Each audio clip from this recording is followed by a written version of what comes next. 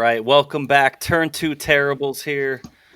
We are back, and we have another driver joining us again. I want to thank Troy Wagaman Jr. for joining us. Um, if you guys are new to the show, again, check out turn2terribles.com. We are everywhere you could find podcasts. We are on YouTube right now. We are on Twitch. We are on Facebook, all live. So please make sure it really helps us out a lot if you guys can like and subscribe, pass it on, share these the stream to all your friends. We will have these in on Spotify, Amazon Music, Apple Music, all that. Um, as you can find anywhere we're at on turn2terribles.com. Make sure you check out the website. All right, so we're gonna bring on our next guest, 358 driver, runs mostly Lincoln Speedway, Mr. Jayden Wolf. Jayden, welcome to the show. Thank you for so much for joining us. How are you doing today? Hey guys, how you guys doing? Not too bad, not too bad. Um, so 358 driver, run mostly Lincoln. Tell us how your season went. Yeah, this season was definitely a rough one. You'll have that, but yeah, it started out good. We had a lot of speed, and then halfway through the year, just we had a lot of motor issues and just stuff like that. It put us down and part failures and whatnot, but we we definitely showed speed, But it's definitely a rough year, but we learned a lot and we had a lot of help this year. So where I got to know you a little bit, really a lot this year. Heard your name last year a little bit. Wasn't as connected to the pit area as much as I was this past season 2 years ago. But where did you get your start? First of all, how old are you, Jaden? I just turned 17. Just turned Damn. 17. And when did you get your start in racing? I was about 7 years old. Yeah, all my life I've been to racetracks, and I started at 7 years old at Hunterstown. My dad bought me a quarter midget. I've always wanted to race, or at least I've said that when I was younger. I started out quarter midgets at Hunterstown Speedway, and we stuck with it and ran quarter midgets for about 8 years, and was very successful in those, winning two national championships, and then moved on to micros and ran about 2.5 years, and then it got me here in the sprint car. So the first year in a sprint car, how did your first year go in 358? It went way better than I expected. It was rough at first. I was transitioning from the 600 to the sprint car, and there was a lot more than I expected. I shouldn't say that. Like, I knew there's going to be a lot of differences from going from a 600 to a sprint car, but I mean, went out strong. Uh, then got my first win at my second time at Lincoln, and ran pretty consistent. I'd say moved forward almost every race, and so Hold on. Go back a second. You say you won your second race at Lincoln yeah, That's insane. in a full-size sprint car. yeah, I mean, And you're what, 16? yeah. No, yeah, I was Man, 15 at the time. 15. 15. were Man. you? Did you have any expectations that that could have been a reality? Oh Like, were no, you? No. Like, no. and I'm not saying that obviously it happened, so it's real, but like, you do realize that just doesn't happen, right? Like, that's not Yeah. normal. and and I guess my thought would be, what do you remember about that race and like how it unfolded from like your perspective? Man, Like I that's just huge. yeah, I just remember I just got a really good start, and the night went good. I started up front in the heat race, got a good had a good heat race, and then the feature started second. Just got the jump off the start, and spent the whole race out front. But man, what I really remember was the yellow with like three to go, and I looked at the scoreboard and saw the 35. I'm like, man, I really got to keep it good here. So when you have a night like that, right? Second career race in a 358, and you're like, okay, yeah, I start up front all night, but you're 15 years old, right? You don't know anything yet in a sense. Like, you've watched it, but like, you've learned a lot of lessons since then. Does that make you appreciate winning even more at that level of competition when it's hard to do? Like, you did it that night, but now you go back and go, I would do anything to start in the front row of a feature again. Man, like it makes the appreciation on a whole nother level because like the 358 competition is really good. Like all the guys, everybody in like the top 15, top 10, they're all really competitive. It's tight racing, and to be able to go out my second time and win, and that the appreciation is on a whole nother level. And like I wish I could relive that again and get that night again. Yeah, I think you're going to. Yeah, I think there's better days ahead. for sure. And you talked about the competition at division, and yeah, I agree 100%. You're living it. I talked to Kyle Keen about this a lot Right. in the off season when we talked about the division and his expectations, and we had a lot of conversations about it. I said, my guy, like I've watched enough 358 racing, and I look at the field from the year before going into this season, and I went, there's 12 to 15 guys who could win a race or gals that could win a race on any given night. That doesn't you don't see that in a 410 division right Right. now. And There now it happen, sure, but the 358 division with the cars are pretty close, and you can maybe not be the fastest car, and you'll go win a race in the 358 division some nights because the right. surface some nights at 358 is kind of like, hey, if I just don't miss the bottom, I can go win a race from the front row here, right? We've seen it before in that division.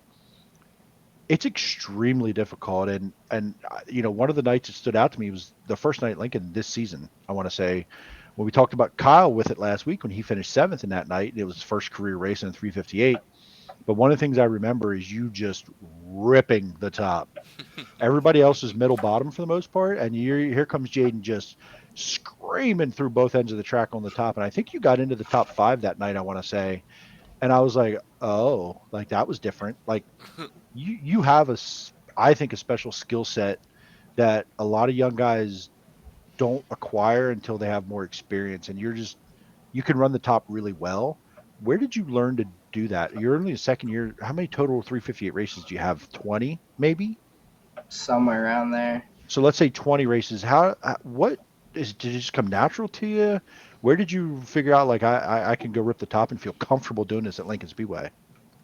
In all honesty, what made me really comfortable was racing Clyde Martin Memorial Speedway at Lanco. That track you have to be up on. If you want to be in the top 10 there, you have to be up on the fence. And that's where my comfort level went extremely high.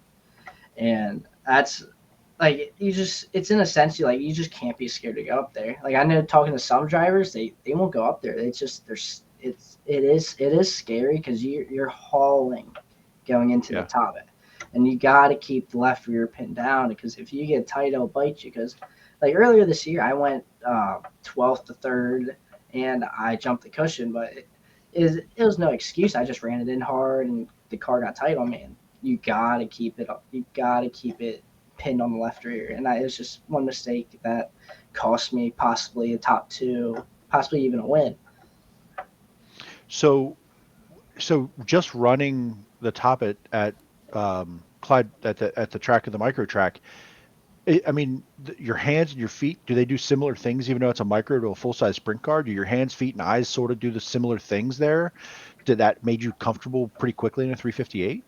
Oh yeah, for sure. Like on entry, you gotta keep it almost wide open. Like you can breathe the throttle, but you gotta keep it almost wide open to keep the car pinned down. But one thing I really learned was dragging the brake on entry, and dragging the brake will keep the car down as long as you keep the throttle good. You're really working your hands and feet because you want to enter on the cushion. Like if you slide up into the cushion, it's gonna hurt you.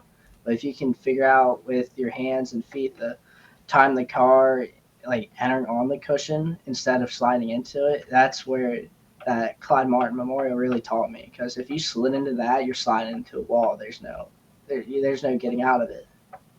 So you're this past season kind of got into a little bit of the struggles and more downs than ups, right? What how did you get through the season with some of that? You're a young guy, right? I've talked to you a lot, and you seem to be pretty level-headed, pretty mature for your age, and I think that's been a common theme of the first few guys we've had on this podcast. Um, what what kept you kind of week to week going?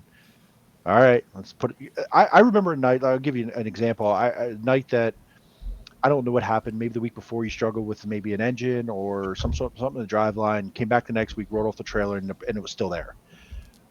How do you keep your level? How do you keep your head level there? How do you keep kind of sane through some of those struggles? What's worked for you, or don't It's you? Maybe, do you go crazy and we don't see it?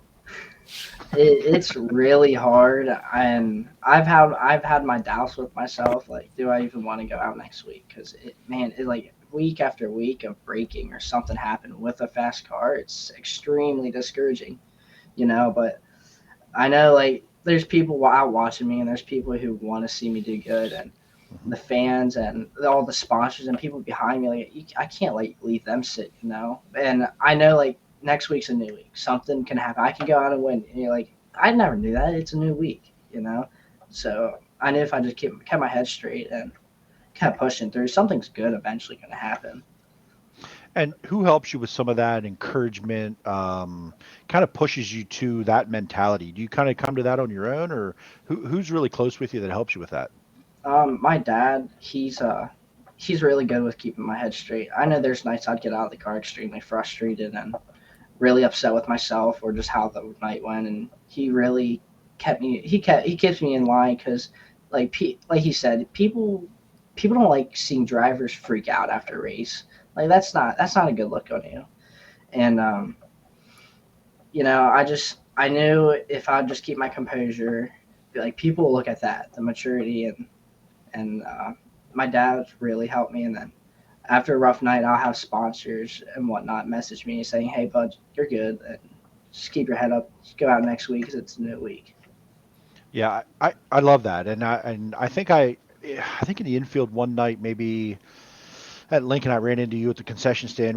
I think I was getting Fat Boy food, and I think your dad was with you and kind of talked about like, hey, he's not going to ever try to slow you down. Like if you have a car, it's on the racetrack, he wants you to go, and we'll figure it out from there, right? So um, what one of the things that stood out to me a lot, and anytime I've ever walked by your car, you seem to have a pretty good crew and crowd with you to help you and support you. And I know there's other random connections, acquaintances that I know that know you and speak very, very highly of you and your family, and support you pretty heavily. Have you had pretty consistent help week to week on your car? Just you and dad? Who helps you get the thing ready every week?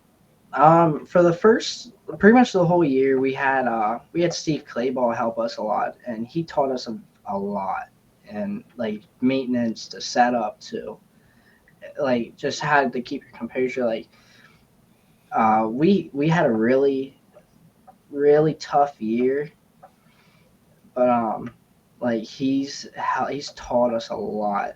Like, I learned more this year than I probably should have. Like, just with like the failures and whatnot. Like, I'm glad I learned it now, but he helped us a lot, and I'd like to thank him for everything he's taught us and helped us, especially with maintenance. Our maintenance program within this year went up a lot, like a tremendous amount, and especially like in a timely manner, we could get it done. Like, we could unload the car, washed, and at least like nozzles done, like everything in within 2 hours. So with you said maintenance improved. The stuff that you had happen throughout the year, do you attribute it to just, hey, part broke? Do you attribute it to, hey, we could get better with our maintenance? Is it the wrong kind of parts?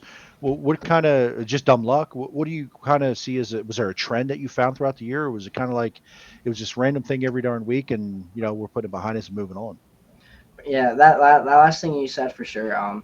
Like, it's just dumb luck. Like, and just we got to put it behind us. And because our maintenance program, I thought we did like very well on, and um, yeah, I think just most of ours, like, things that went wrong, it was just dumb luck. And it is what it is. It's gonna happen. If it's gonna happen, it's gonna happen. You gotta put it behind you.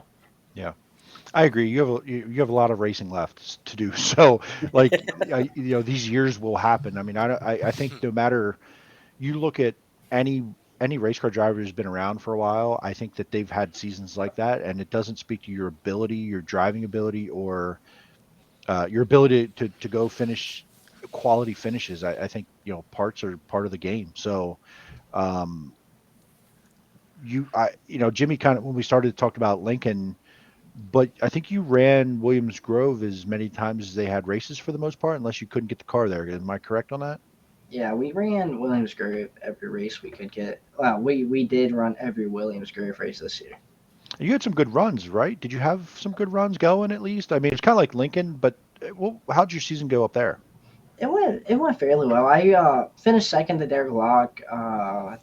My second, third time there. So that's a win. Got it. Yeah, that was a good win in my book because that track For is sure. because with talking to people, that track's very technical and you know you have like entry is everything at the grave. If you don't have a good entry, you're not getting a good exit. It's just how it is. Like Lincoln, if you miss your entry just a little bit, you can pull the car to the bottom.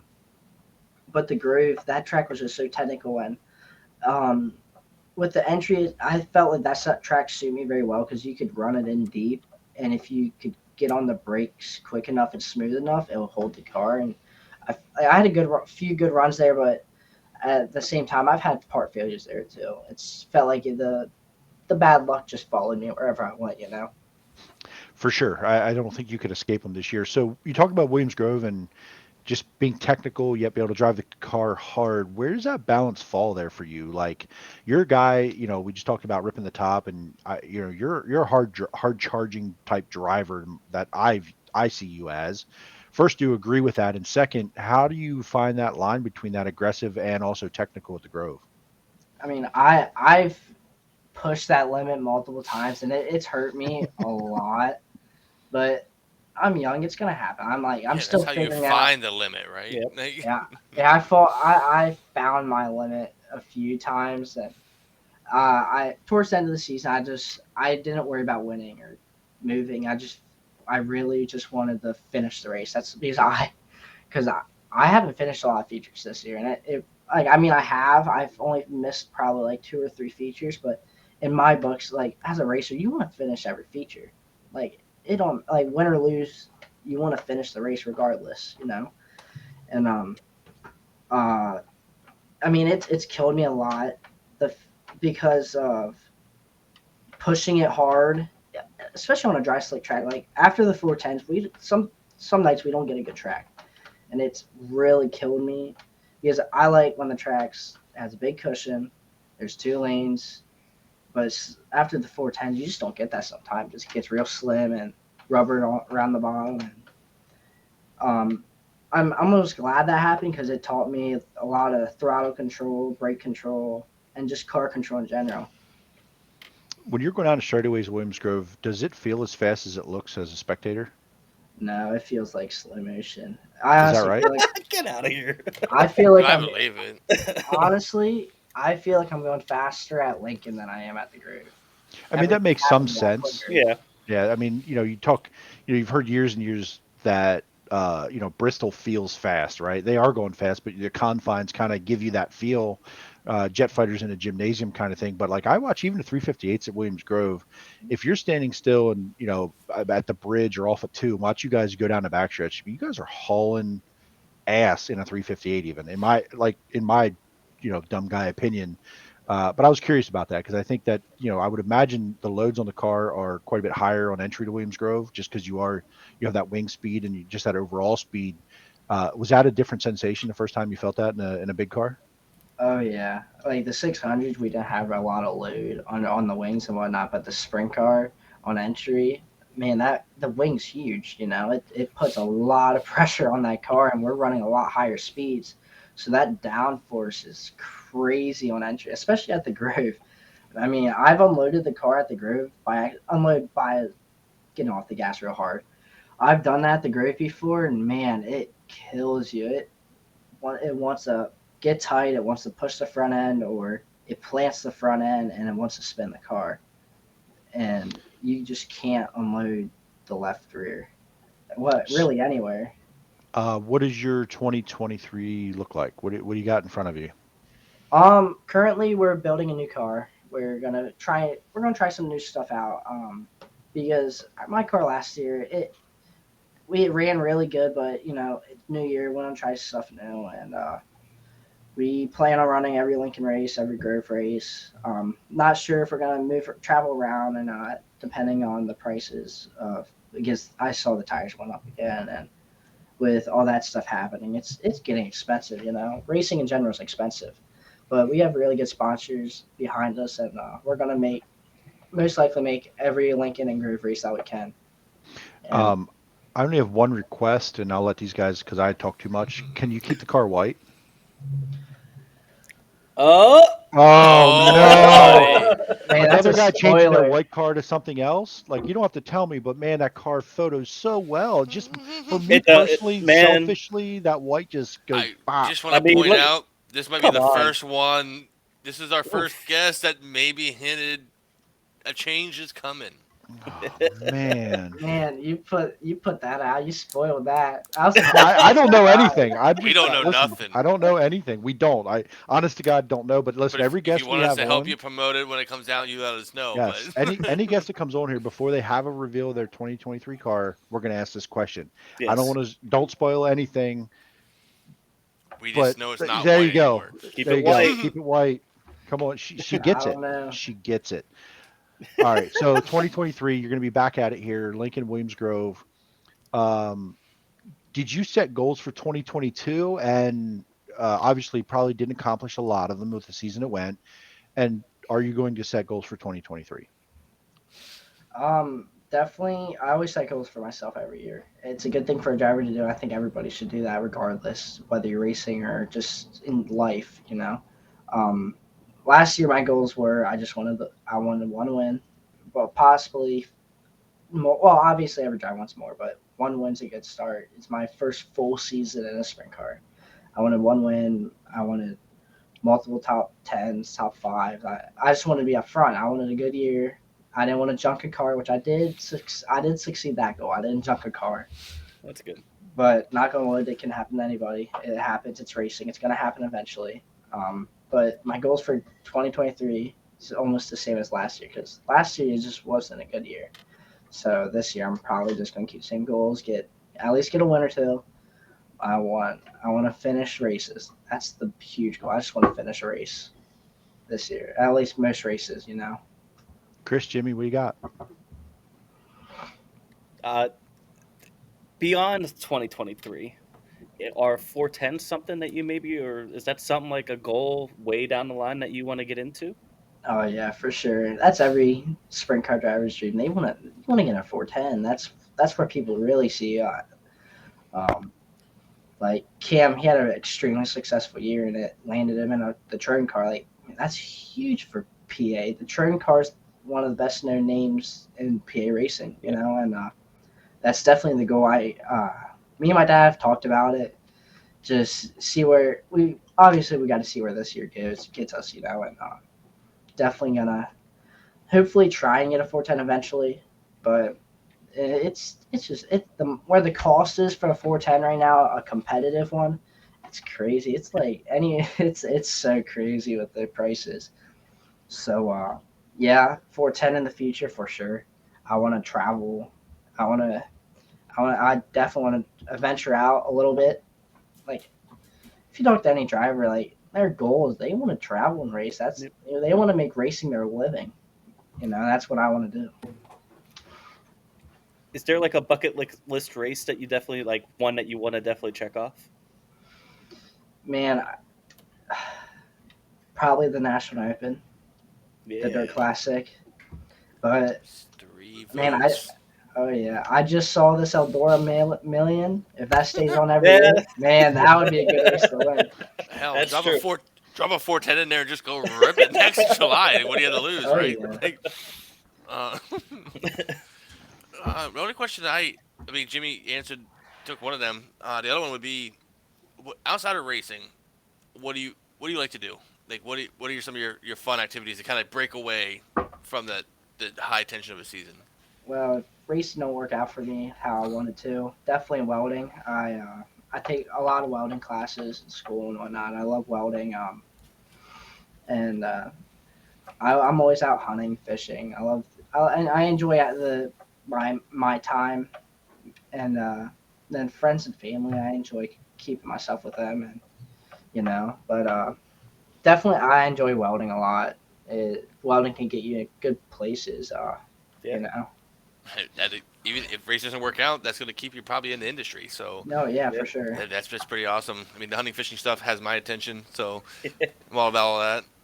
You were talking about getting frustrated earlier before, and do you find that you have to try to find some balance to kind of get away from that, so you're not getting yourself overly frustrated?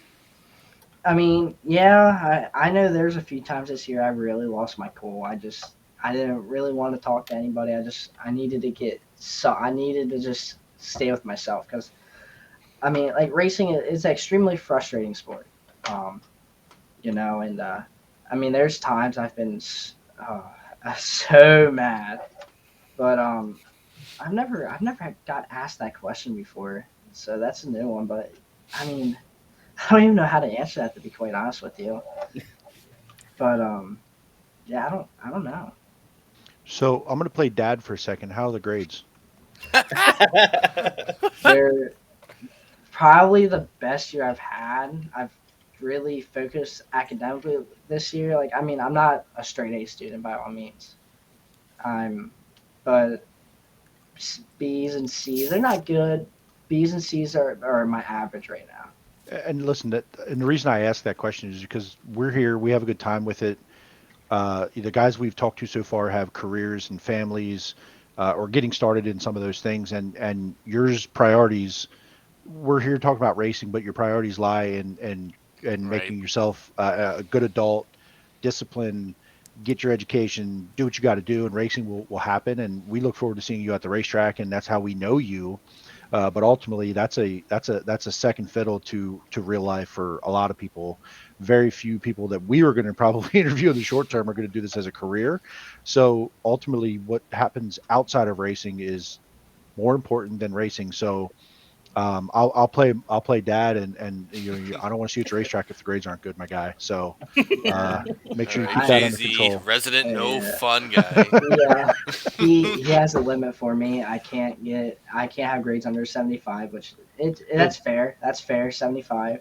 100%. Um, I'm I'm able to keep it above it. I mean, some grades have came close, but that's on me just missing work, you know. And I've got it in. He's really on me about homework, and I mean, at times we butt heads about it because, like, I want to hang out with my friends. I want to go out. I want to go. Sure. I'd go work on the car and rather than do missing work, but he really keeps me straight with homework, and my grades have really improved this year, I think. And full disclosure, Jayden, I dropped off a webcam earlier at his job. Okay, so Jayden's working, and I walk in, they're talking racing. He probably eats, sleeps, breathes racing. But in between, you got to get school work and keep that up. And I think you have a pretty good head on your shoulders. And a little bit, I've gotten to know you, and I've only ever heard good things about you. And great family. They have your back, and they support you and seem to have you on a good path. So we look forward to seeing more of you here in 2023. Jimmy, Chris, anything else before we let him get out of here and get to bed? I do. I uh Because I'm ready to go to bed. You have to be.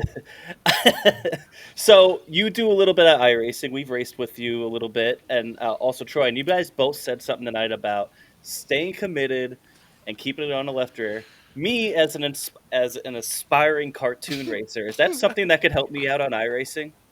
Oh yeah, I mean, I make a lot of my setups on iRacing, and honestly, it helped me a lot in real life because the changes are very accurate. But on the from going to real racing to the sim, it's helped me a lot with just even driving style, you know. But yeah, you want to keep the car pinned on the left rear, especially even on the Taking simulator. notes. Like I know many of the league races we ran together Mhm. at the Grove.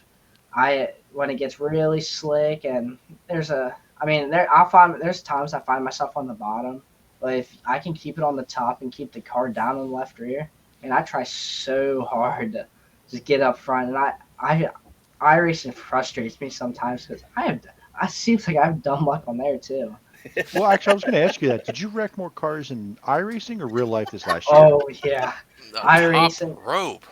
on iRacing, there's no limit. You can respawn that car brand new as many times as you want. And I've I spent. saw you one night wreck in time trials twice in the same time trial session, Jayden.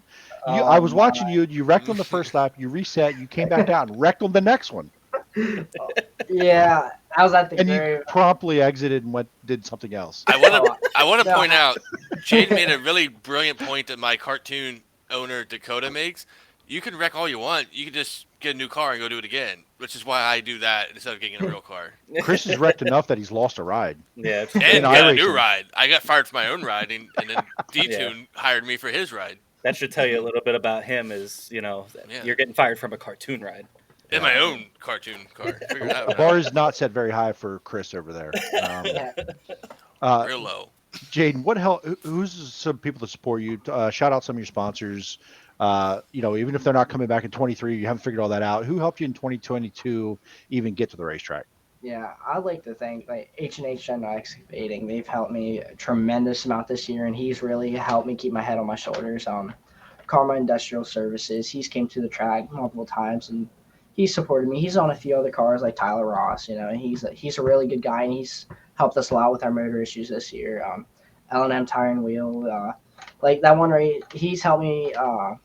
He bought me my suit, and the safety, and this year, that one race this year, I was leading. It's the one Rumsey won. I lost brakes with like 10 to go. My whole caliber and rotor fell off, and he bought me a brand new brake system, and he got me. Jake, he he's really helped me. He's extremely motivating. You'll see him at Lincoln here and there with his events and whatnot, and he's a great guy. Advert, he's helped us like all my racing career, and I'd like to thank him. Gene Lotta Ford, with Sean Groff, he's huge. He's messaging me, like updating me and whatnot of what he's doing and how I'm doing. Lacrosse Plus, he's been with us the past few years. I really appreciate everything he's done for me with the 600 and whatnot, because that's how we met in quarter midgets and 600s. The nail shop, my mom's business, for constant support and always helping me keep my head straight, and then Sheer Balance, they've been with us forever. Clunks HVAC Services, I really appreciate them. Sipes Lawn Care, Groundworks and Land Management, Words Performance. That's a newer sponsor this year.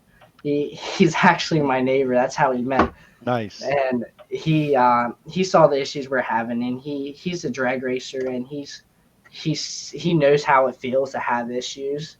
So he jumped on board and helped us a lot, and really appreciate him. Heather's Nails and Tanning, which is my aunt. She's helped me all my life. And Triple R Roofing, which is new too. It's my uncle. He works there and got me good sponsorship there too. And I really appreciate everything those guys have done for me. And I'd like to thank all my friends and family. My families and friends are extremely supportive, and they know how to keep me in line. Well, I'll say this, and I'll be done talking. I appreciate you guys and your family too. With me getting into the photography this year, and it's a hobby for sure, and I love taking photos of race cars. It's a hell of a good time for me. It's a great release from real life, and I get to not only enjoy and watch a great race, but then get to learn how to take photos of these badass cars. So yourself and your family's been super supportive of the stuff that I do post, and you guys love it. And as long as all of you guys love it, I'll keep doing it, man. And seeing you guys at the racetrack, and wish you guys the best of success. I want to see the car upright in victory lane, because I want to get a victory lane photo of you in victory lane and see what kind of wing dance you're going to do. Like, I'm hyped for that. I want to see Oh how yeah. creative you can be. Yeah, I forgot one sponsor actually. They came on this year too. It was Color Wheel Flooring of America. Brent Keach. He's a he helped me a lot this year. It actually sponsorship started on the Easter night. I went up to his booth, gave him candy, and he handed me $300 to buy a tire in it. That family is extremely great, and I appreciate everything they've done for me. And I just wanted to add that I forgot I was reading through the list and I missed it by accident. But the wing dance, man, I'll never forget the one last year. I hit my wing so hard, I dented it. Like, I was so excited. I smashed my wing in, and there's a huge dent. I still have that wing. It's a big dent right in the middle. Save it. It'll be something you'll remember for a long time. Jimmy, So, Chris, anything to finish up with Jaden? No, like the last thing I had before we close out, Jaden, do you have any merch, website, merch sales, anything like that going on? Oh yeah, we have three different shirts out actually, and a few sweatshirts yet.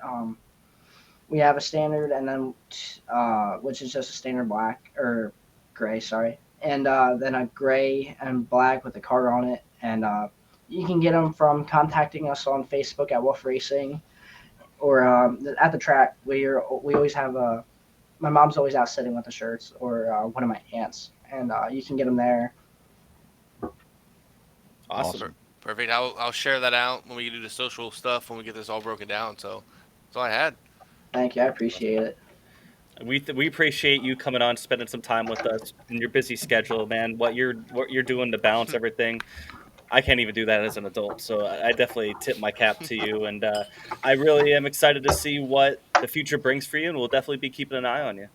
Thank you. I appreciate it. I've had a lot of fun on here. I'd love to get on here again. This was a lot of fun. We will, man. Absolutely. We want to have everybody back as this grows and as your career goes. We've been talking about it. Like, ideally, we'd love to have shows on a Monday if we do these shows, and have if you want on Saturday night and you have time on a Monday evening, let's talk about the race, man. Let's Yeah. get you back on here. So, I'd love to see you like 8 times next year. Not at the expense of any of my other friends or anything, but still, like, the better you do, the better it'll all be, man. So we're Yeah. looking forward to. We'll have you Hey, back again, my we'll guy. do double Oh shows yeah, if we have to thank get you. everyone back. That's fine. Hey, That would be I'm in. fun talking with another driver. That would be awesome. Yeah. We could do that. Do like a little round table. Oh There you yeah. go. There we go. Talk All about your right. race, and hopefully it's not a wreck. Like, was it you and Justin Foster last year Yeah, once? Oh man, no. I felt so bad for that. I've had so many people bust my balls about that. I wasn't gonna bring it up, but I had to. But you did. I'll put you Yeah, guys I mean, together. I mean, oh yeah, that would be awesome. Like we're good now. I mean, yeah, that night it got there were some things said. Nobody was happy. It was There's nobody I happy. I was excited. I was like, man, I'm on him. This is gonna be close. It's like yeah. 5 to go. I got to do something. And I had a really good run coming out of 4. I'm like, oh, I'm gonna shoot the gap. I think it's there. And he came down more than I anticipated. And I really locked it up and just barely nudged him. I was like, man, this ain't gonna be good back in the pit area. Uh, We might have to but talk about that in a couple weeks because we're gonna have Justin on. So Oh. Hey. we're gonna. He's in the lineup somewhere. We might have to talk about that one. Yeah. yeah, I'm really glad that we're good now because I know that for Yeah. like most drivers, if that happened, especially for the win, like they'll never acknowledge you again. They'll bash you and whatnot. And I'm very fortunate. He's extremely mature, and the family's really good and taught him right. Like, and he now we talk here and there, and I'm glad how that played out. I'm not like I mean, I still bust myself up for how that night ended because it could have been a really good night for both of us. It could have been a really good race, but it happened.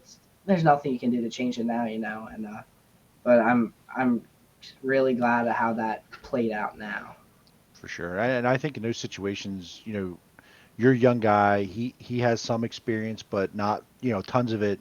I think in those moments that you guys are going to race together and against each other probably for a long time, it's probably good that you just go, hey, no ill intent, nothing on purpose, not here to do that because you can wreck your. And this is real life stuff. There's money involved.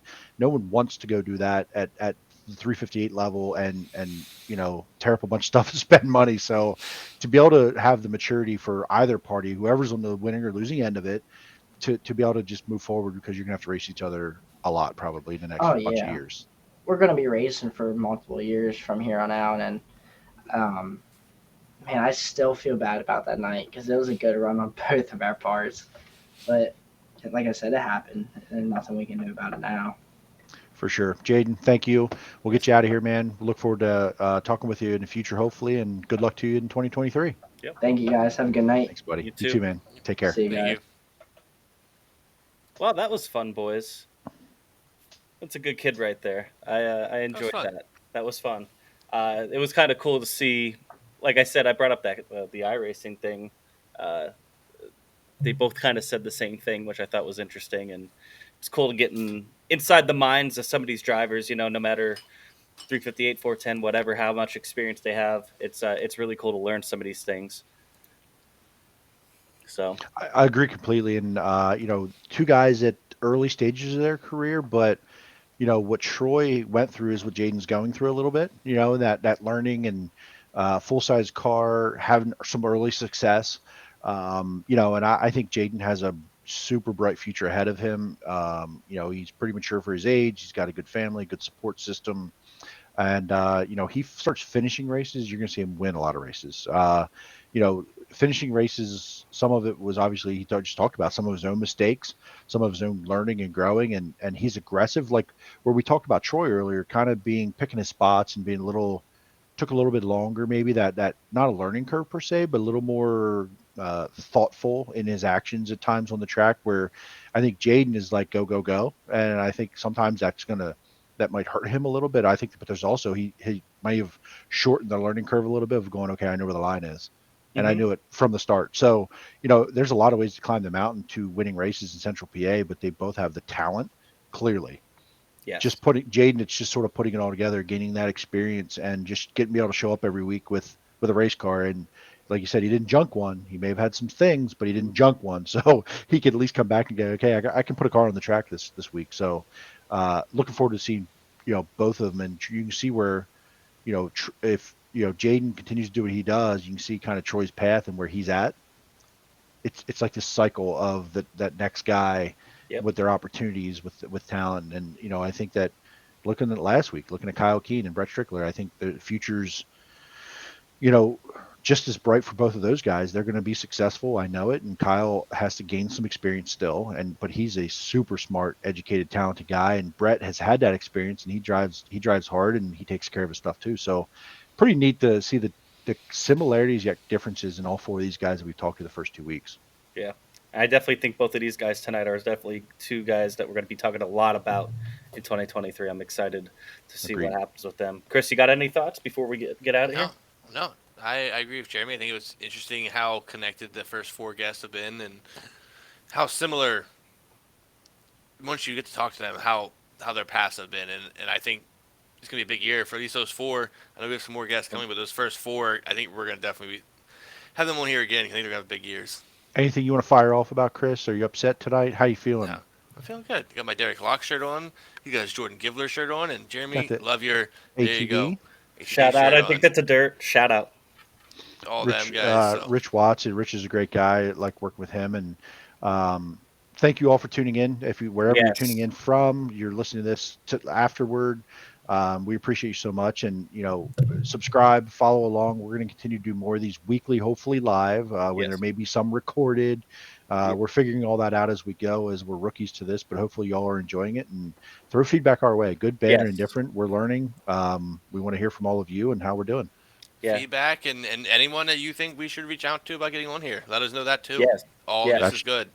Yeah, check us out, turn2therables.com for all of our socials and everywhere you could find us on for the podcast at. We're going to be splitting this up. We'll be putting both interviews up on every one of our platforms. So keep an eye out for that this week, as well as what we're going to have for next week. I'm not going to spoil anything right now, but we will let you don't say know. it. Don't say it. No, no, no, Don't no. say nothing, but I will say also follow Jay-Z Photography. Absolutely. Right there, my Shout out. sponsor Hey, from my car that I wreck a lot. But all the good appreciate it, content boys. on his website, on Facebook and Twitter and Instagram. Good stuff. Thanks, guys. Yeah, thank you guys. We Take care. are out. Tonight's second place finisher. Plenty of fans here, Brett, and a solid second place finish. Yeah, I got to shout out the Turn 2 Terror Boards over there. They're all a bunch of good guys to hang out with, talk to. I really like them.